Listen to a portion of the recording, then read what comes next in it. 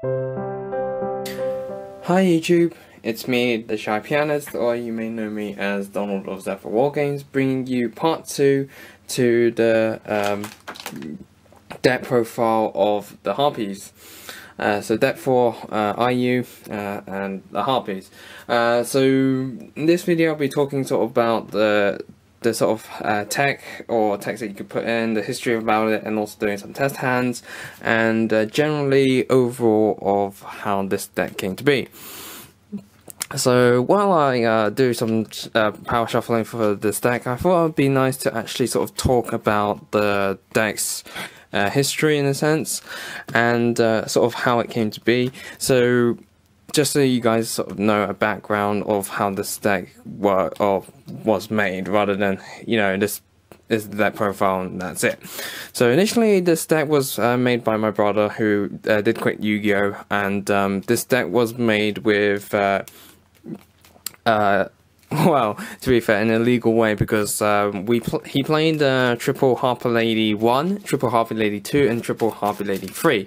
Now, back then, we didn't actually know that the rule of, you know, this card's name is always treated as Harpie Lady is in effect when you're building the deck, and as a result, he didn't, until I took it over and then sort of playtested online using you know, simulators or whatever, that sort of thing, did I realize that you can't actually do that.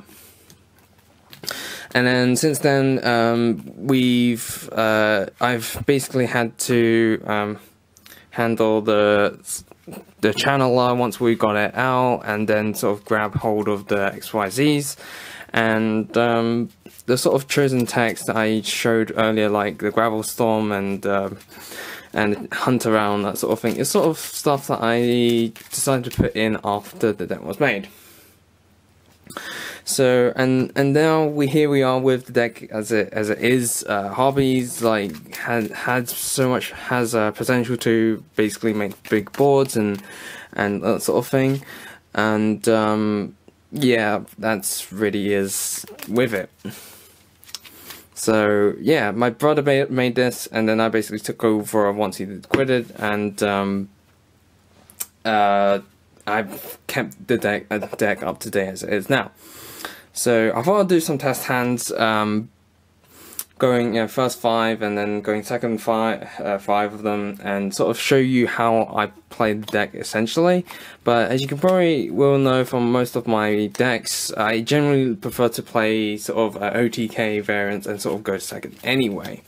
So this is what the deck generally would do, is that you would just set up with Harpie Lady 1 and the field spell, and sort of set yourself up for the next turn, because going first, or most cases, the deck isn't very combo heavy based, and it's sort of very a tribute to that sort of slow play of Yu-Gi-Oh! With friends and playing for fun and such. So by the time if you go to your next turn, you know, if you can very effectively, like, normal summon, destroy spell and trap, and then use effect to then bounce back to hand, normal summon again to destroy another spell and trap, and then overlay into your rank 4 play, and so. So yeah, as you can probably see already, this is something that you would probably just play on a really low tier with friends or whatnot, and just generally have a fun game with it as such. So that's hand number 2. Already you can see that, you know, you can play your magical mana if you so wish to. If you're going first, you can see this as an option anyway. So if I was to play, I would probably actually just normal summon, play your Egg and Egotist out first, so you sort of thin your deck, or you can gamble it and use your normal summon for something that you may sort of shuffle back in. But then this allows you to guarantee yourself basically a number 41 turn 1, and sort of stand on that as so in defense, so like so, and then you can if you so wish to set your MSD, but then I generally would save my magical mallet for when you draw into Harpie's Pet Dragon, just so that if you do end up running to the channel, there's that too. But of course, if you do play your magical mallet, I probably would keep the Elegant Egotist, because you probably will draw into a Harpie lady, such. So there you go. So you shuffle back in, normal summon, and then, you know, same again as like that. So that's test hand number 2. There we go. So here we go, test hand number 3. So yeah, as you can see, that's like something that's what you would say is a brick and a half. Well, actually a total brick, but you know, setting your bottom, set your gravel storm for later, and Burn of Mighty.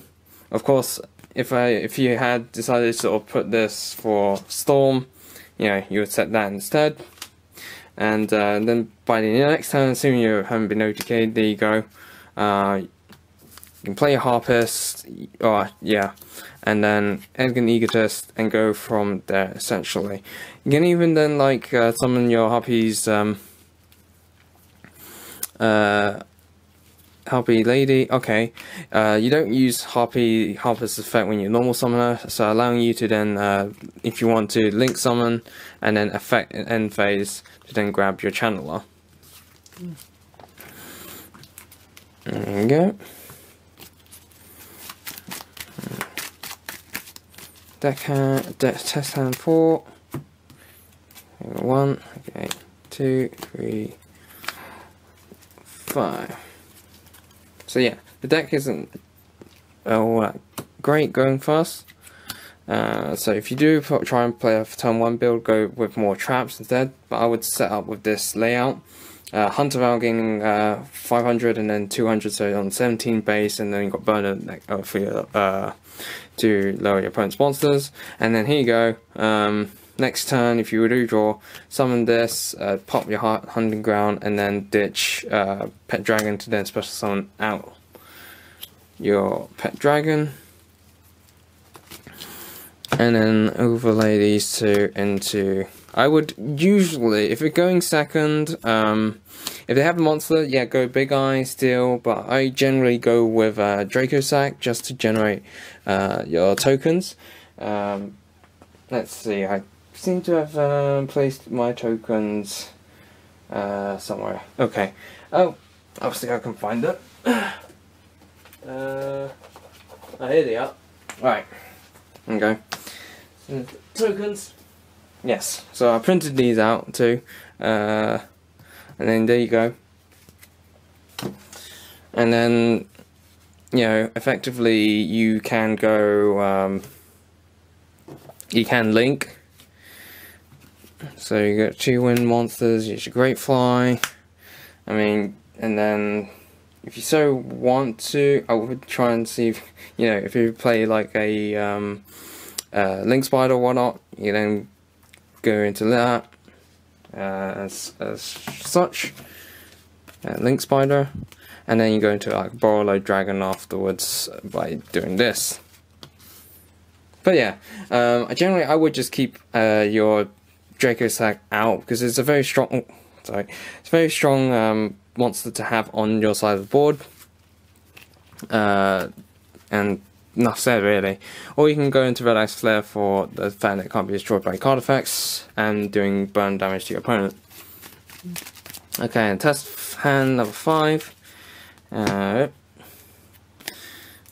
Going first. So here we go. So this is probably the more better hands to actually show going first. Start using your channeler, discarding your Harpist, special summon out your Pet Dragon. Now, if you're going first, you know, you probably would, I think 6 times out of 10 would go into your Baguska, but I generally like to go into your Draco Sack first turn, because if your opponent does remove it from the field, you basically then have the tokens to work with, but then again, they have to get rid of tokens first before you get to your Draco sack. And then, sorry, I probably should have actually. Before you XYZ and have your monsters on the field, you play your Egglin Egotist first, and get your Harpie Lady out. There you go.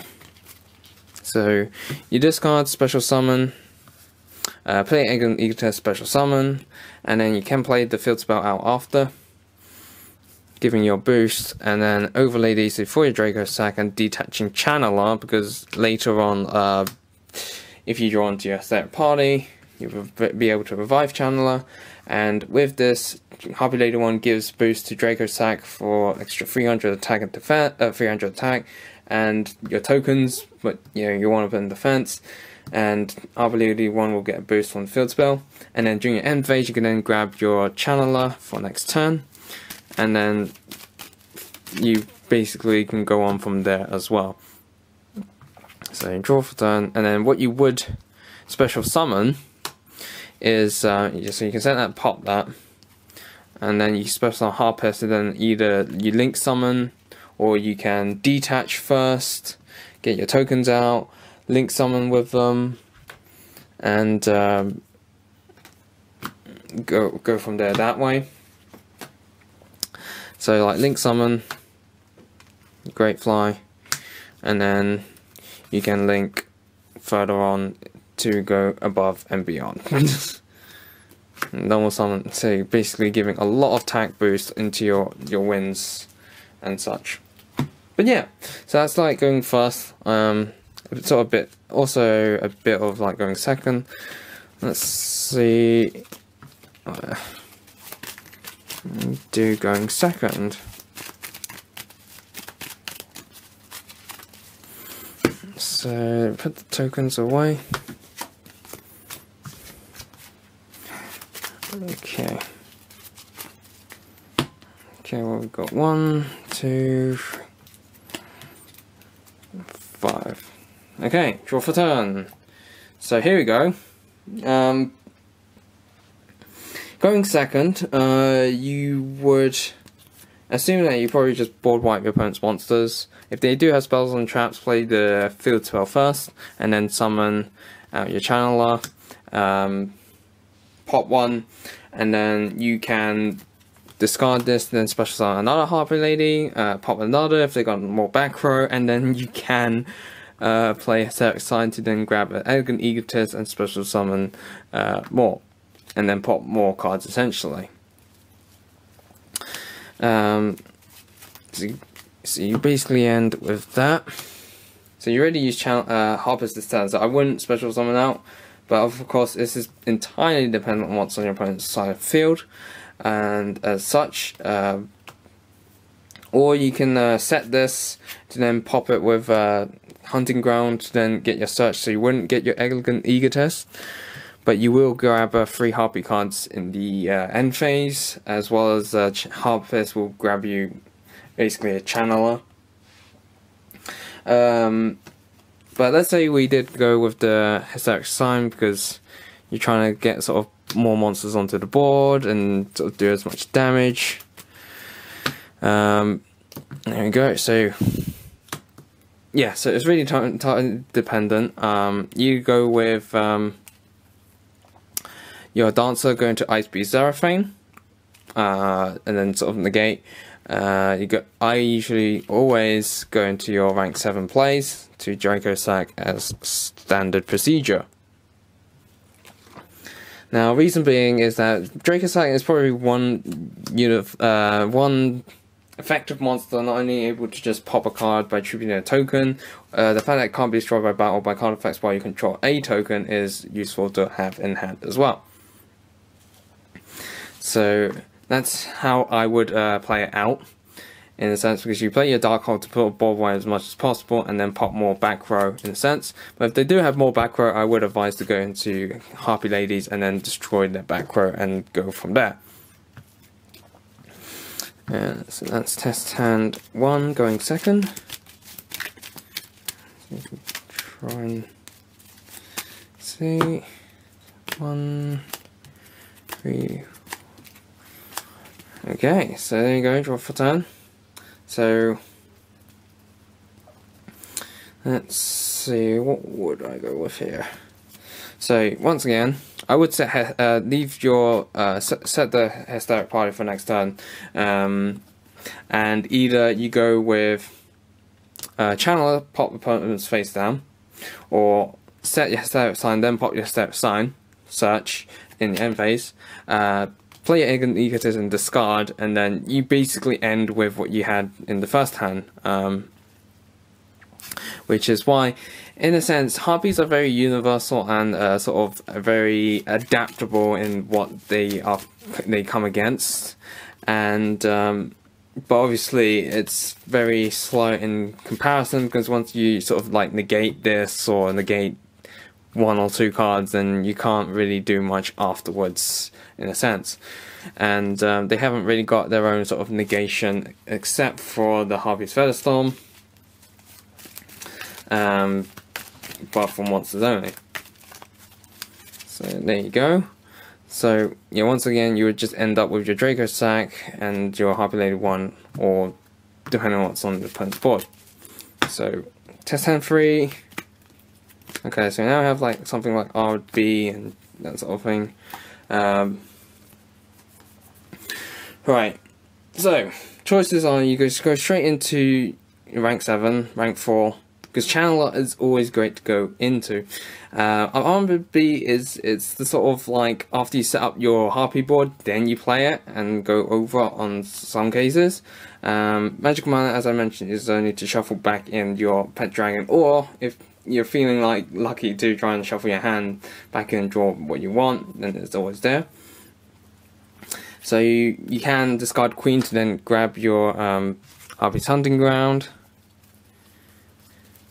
and then summon Channeler, pop a face down, play Arrogant Egotist, pop another face down, discard Pet Dragon for Big Pet Dragon for Big Dragon, detach, get 2 tokens. There you go. So yeah, as you can see, so going second, this is pretty a sort of standard play to go into with how I would play it. Of course, depending on what your opponent has, obviously, as I mentioned time and time again, you choose whether you want to go rank 4 or rank 7 play as such. So yeah, so that's test hand 3. So it's pretty, so for one way thing, it's pretty the same deal.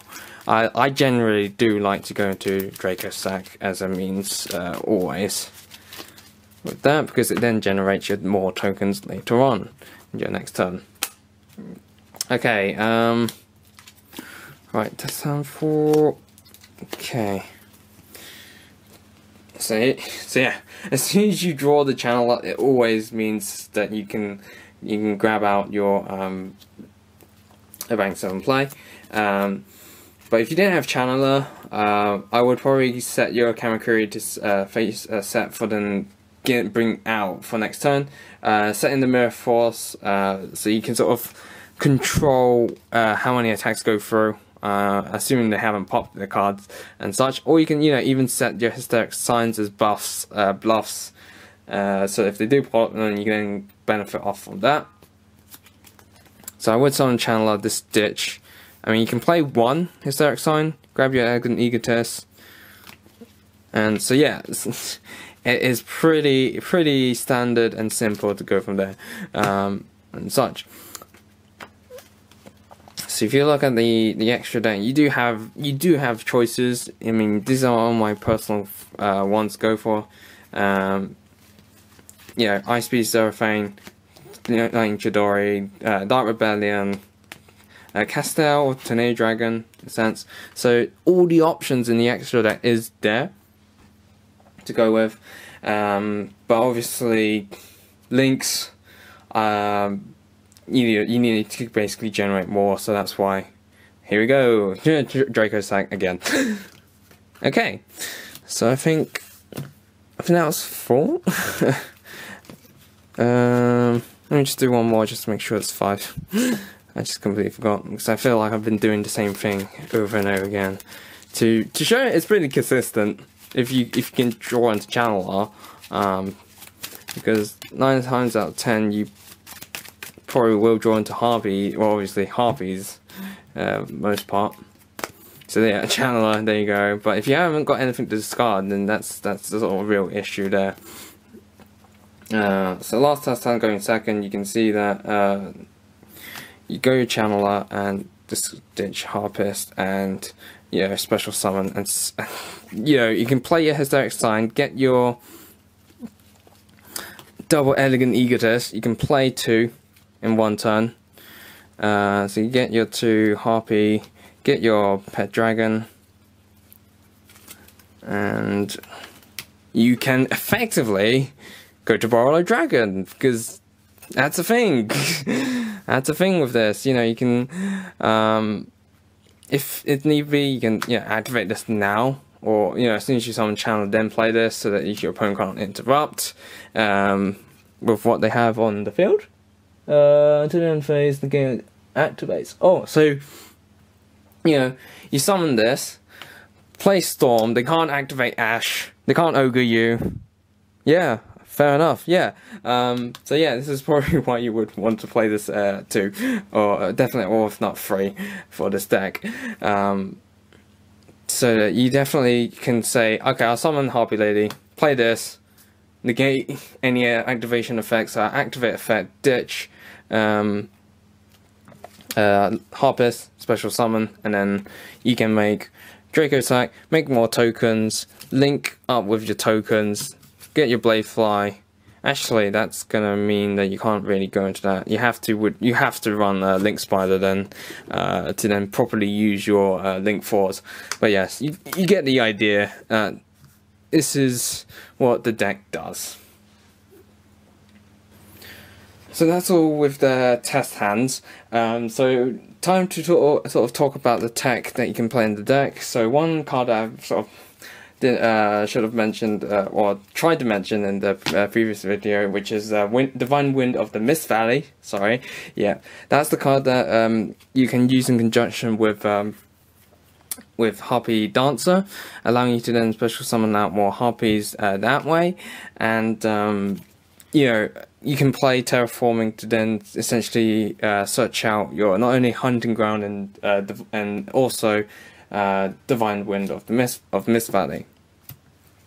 So what else have I talked? So I've done her stands, sort of combos. So combos, yeah, you've pretty much seen this. This is like the standard go-to play. You use Channeler, ditch a Harpie card, and then special summon, and go from there. It's really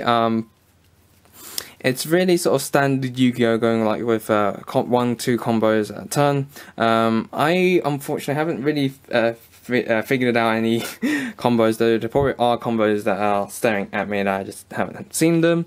But yeah, if something comes up along with Harpies, then yeah, I wouldn't mind just doing a little brief combo video to show you. Let's have a look. Extra deck is very diverse. You can basically put any rank 4s in you want, any rank 7s. Link Monsters is also all up in the air for now, but until we get Great Fly, it's you're not really looking to do links. Or you're basically filling up your extra deck zone with the rank 4, and then possibly you want to use it as fodder for like Deco Talker to then free up the space and stuff like that. You can even put Go Through in here so that you can also actually no wait, Go Through's banned. I'm thinking of old times. Basically ways to sort of extend your extra deck plays. There is actually one thing I would like to mention, is that people have commented on the ones on Zephyr War Games about my sleeves, and this is actually something that, while they are the standard size, there is a reason why I went with these particular characters in sense you would have seen with all them laid out. So I probably will sort of mention to deck 2 and deck 3 because I didn't get a chance to do so, or I technically forgot, sort of give as part of the history to the deck. So looking at the back, deck 2 was Spellbooks, and for all you those who knows the character and depicted Kotomi, she is a very intelligent character in the series, and she has spent most of the time reading and studying lots of things, and that's why I felt like Spellbooks was essentially a nice deck to have her sleeve and such. For deck number 3, Six Samurais, Rin. For those who don't know, Rin's part of the group Little Busters, and they sort of the story is essentially about friendship and sort of working together. And my deck, Six Samurais, was initially, as I mentioned, did have all the sort of Six Samurais in the deck to play, allowing the sort of combining each other's powers to then help one another.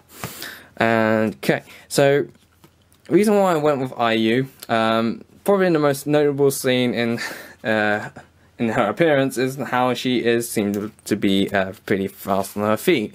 And the reason I went with Harpies in a sense, like IU is any deck I would go into sort of Zerg Rush decks and swarming the field. And Harpies was the first one at its time, was able to effectively swarm the field and basically TK effectively. So that's like decks 2, 3, and 4. I've mentioned before decks 1 and 50, which I'm Dolces, so you can probably see that from the deck profile, deck 50 is the Medalce sleeves, which are official Konami sleeves, and I am really happy to essentially get a set for the Medalce deck that I play. And so, as for Yukine down here, she is she oversees in her series. She oversees the reference room, and her theme is Tea Party in the Reference Room, which is a really nice song to listen to, and essentially is it's nice to have listen to while having a nice cup of coffee and such. So her relation to the sort of sweets in that is sort of regards in a sense. And deck 30, I do sort of link characters into the sleeves. There's times where I don't have any reason to. So Shiono, well, this is the first custom sleeve, actually not first custom sleeve, but first hard gloss set I've got from custom TCG sleeves. And Shiono like depicts her story as emotion and that sort of thing, but the way it ties in with gods is really, there's no correlation whatsoever. So yeah, so some of the sleeves you'll see with the decks, they generally have no choice but have there, but majority of them I feel that they do have a relation to the deck in a sense.